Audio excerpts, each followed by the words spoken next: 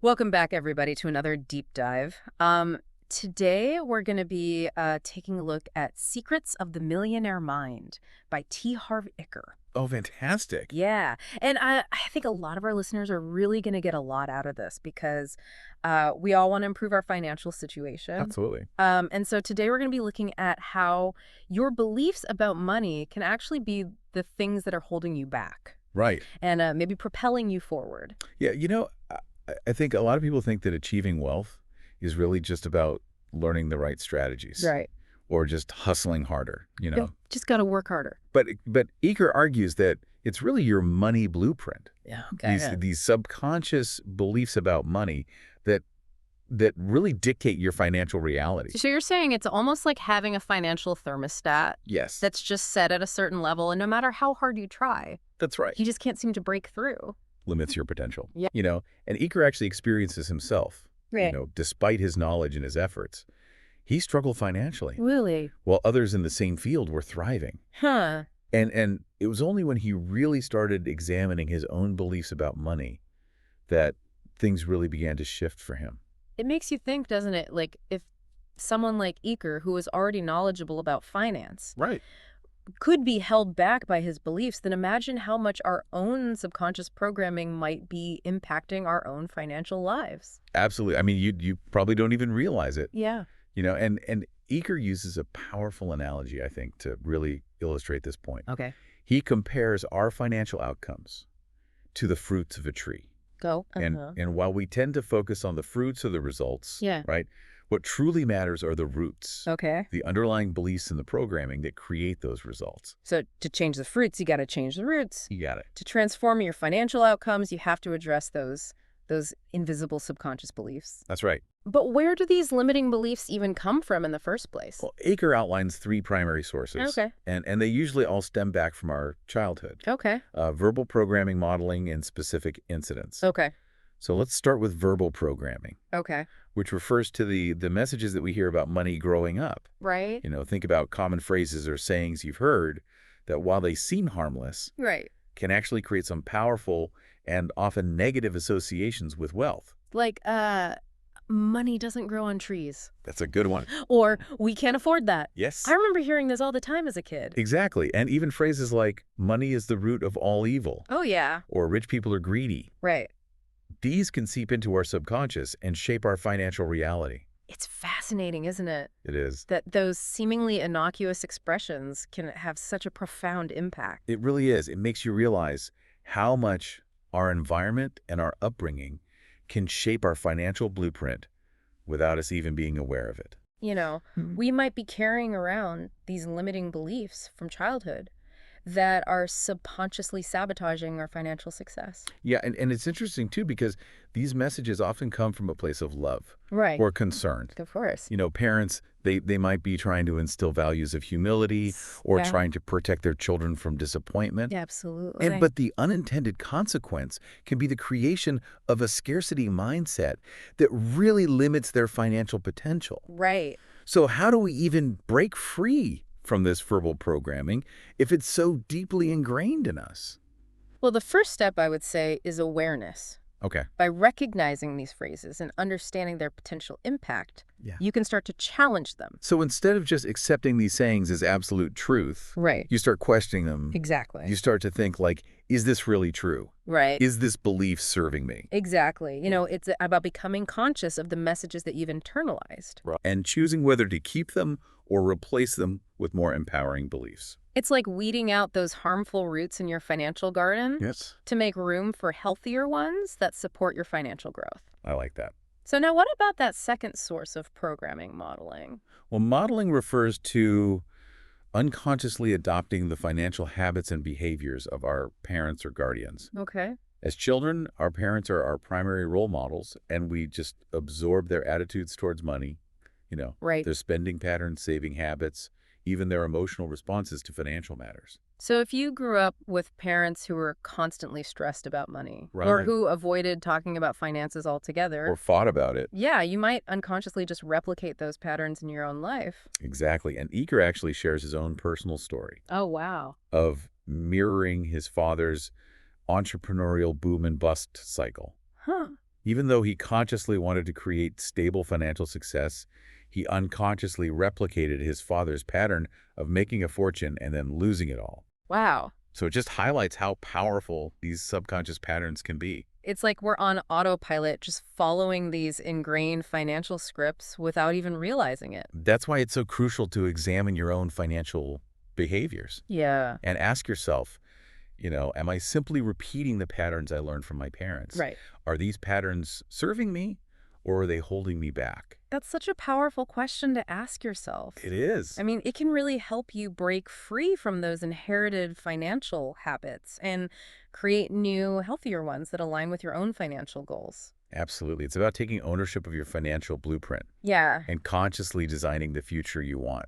That third source-specific incident sounds particularly impactful.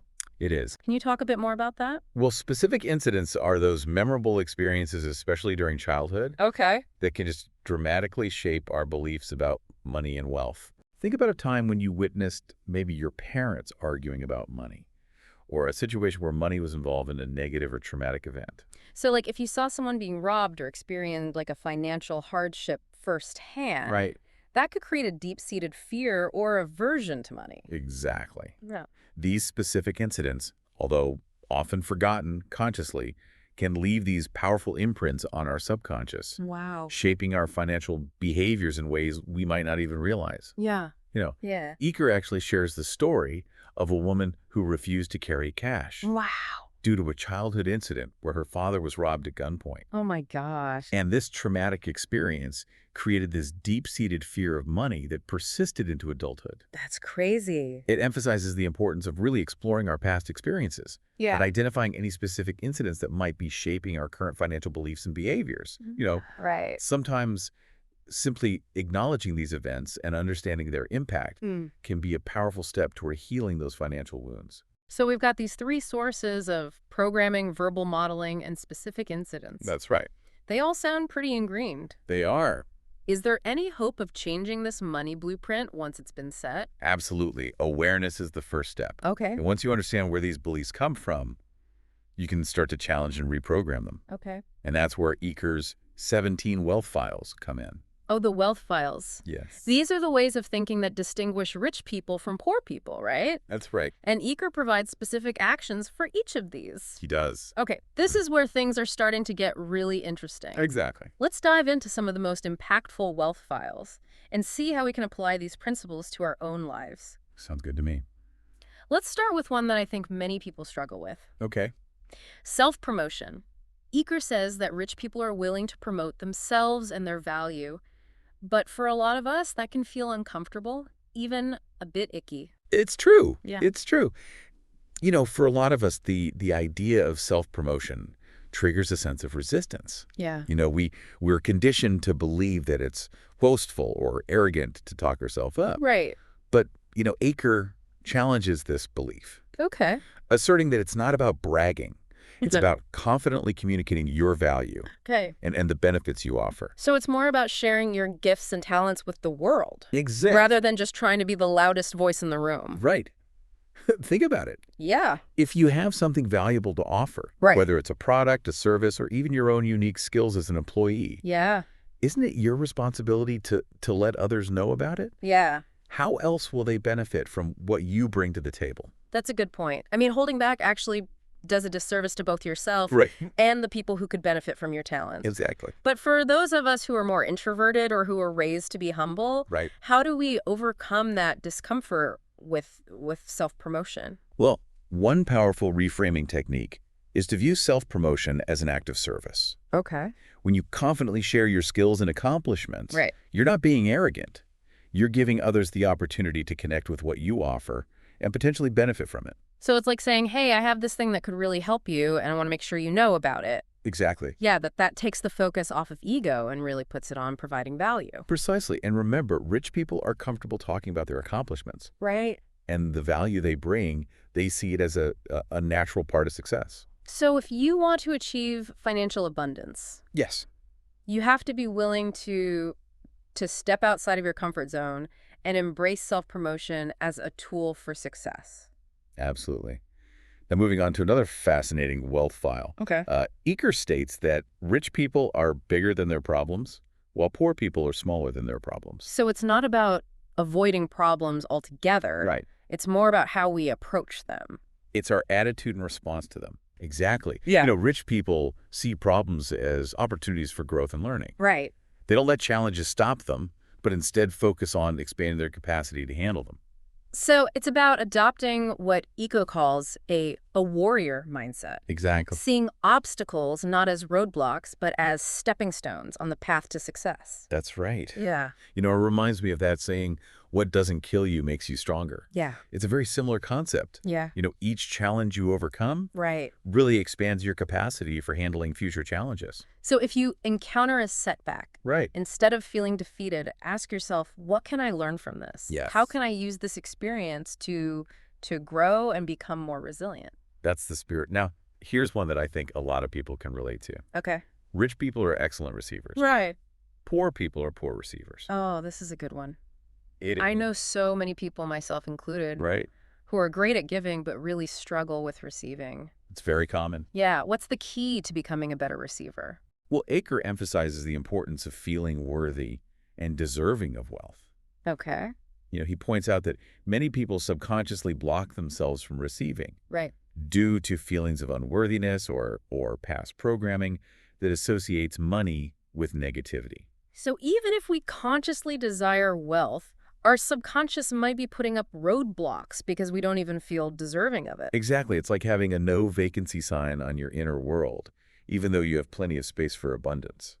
So how do we take down that no vacancy sign Right. and become more open to receiving? Well, Eker recommends practicing gratitude, Okay. acknowledging compliments, Okay. and allowing yourself to be pampered without feeling guilty. Okay. It's about strengthening your receiving muscle Yeah. and cultivating a sense of worthiness. It makes me think of that saying, you can't pour from an empty cup. If you're constantly giving and never allowing yourself to receive, Right. you'll eventually deplete yourself. That's a great analogy. Yeah. It's about creating a balance between giving and receiving. Right. Now, here's a wealth file that really challenges conventional wisdom. Okay. Rich people choose to get paid based on results.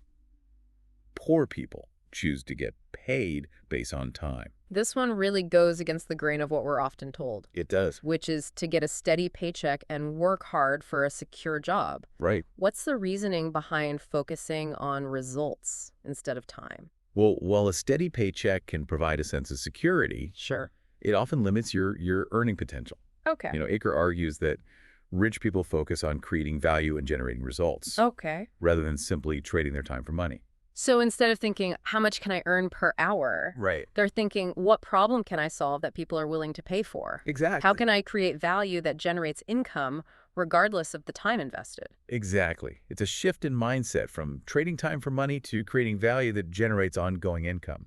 So how do we even move from a time-based income to a results-based income? Well, it starts with identifying your skills and passions and finding ways to leverage them to create value for others. Oh. Consider exploring income-generating opportunities that offer performance-based compensation. Like starting a business freelancing, It is. working in a commission-based role. All great examples. Yeah. Another option is to create passive income streams. Oh, passive income. Yes. The holy grail of financial freedom. It is? What are some examples of passive income that people can explore? Well, there are many possibilities depending on your interests and resources. Sure. Investing in real estate, Okay. dividend-paying stocks, Yeah. creating and selling online courses or digital products. Yeah. These are all examples of passive income streams that can generate income without requiring your constant involvement. It's about creating systems and assets that work for you even when you're not actively working. Exactly. Now, Eker also talks about the importance of hard work. Right. He doesn't advocate for laziness. Right, of course not. But he believes that hard work is essential. But it's about working smart, not just hard. Okay. Rich people work hard to build their assets and create systems that generate income. Right. And then they let their money work hard for them. So it's not about working yourself to the bone, but about creating a sustainable system where your money generates more money, That's right.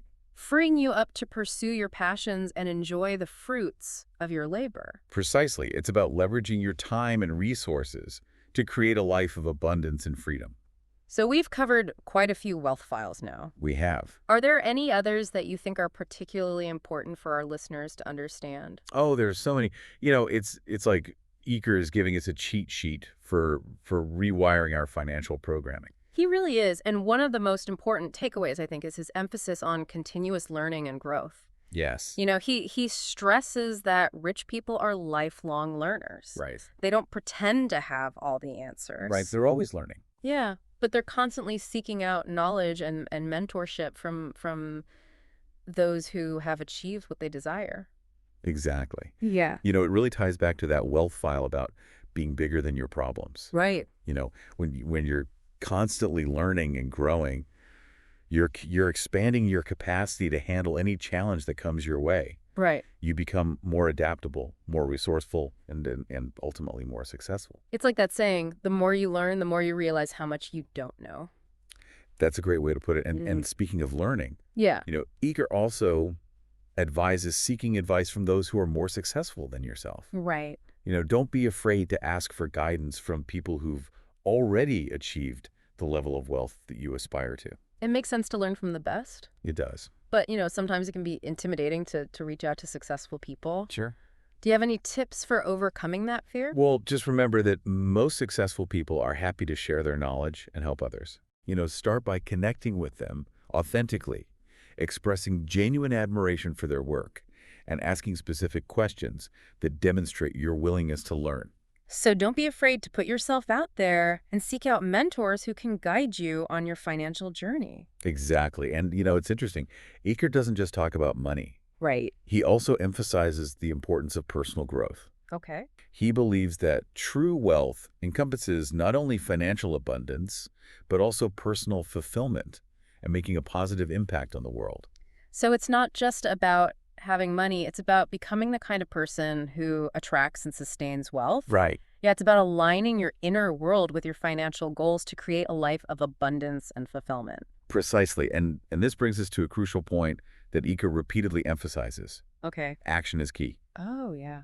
It's not enough to simply understand these principles. We have to apply them in our lives. He's a big believer in walking the walk, not just talking the talk. Exactly. Yeah. He stresses that knowledge without action is meaningless. Right. He uses the analogy of a seminar participant who raved about the course content, Okay. but hadn't implemented any of it in his own life. Oh, wow. And the participant remained broke because he never took action on the knowledge he'd gained. It's a reminder that we have to be willing to step outside of our comfort zones and put these principles into practice to see real results. Absolutely. And he provides a wealth of practical exercises throughout the book, Okay. designed to help us reprogram our financial blueprints and shift our thinking. Okay. These exercises range from identifying limiting beliefs Right. to creating a detailed financial plan to practicing gratitude and generosity. He even encourages us to make declarations, Yes. which are positive statements spoken aloud with conviction to reinforce empowering beliefs. Exactly. It's a way to tap into the power of our subconscious minds. Right. By repeatedly stating our intentions with belief and emotion,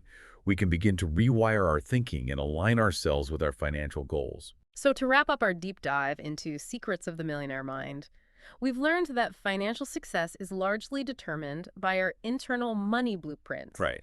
which thankfully can be reprogrammed through awareness, understanding, and consistent action. That's right. Eker offers a clear roadmap for identifying and transforming limiting beliefs, Right. adopting the mindset of successful individuals, and taking consistent action to achieve financial abundance. And he reminds us that we have the power to choose our thoughts and beliefs, and that by aligning our inner world with our financial goals, we can unlock our true potential and create a life of prosperity and fulfillment. This deep dive has really highlighted how much of our financial reality is shaped by factors we might not even be aware of. It really has. It's a call to examine our beliefs, challenge our assumptions, and take ownership of our financial destinies. So as you continue to explore these concepts, here's a final thought-provoking question to ponder. Okay. What one limiting belief about money are you willing to challenge and transform starting today? That's a good one. Even small shifts in your thinking can create ripple effects in your financial life. Be bold. Yeah. Take action and unlock the secrets of the millionaire mind within you.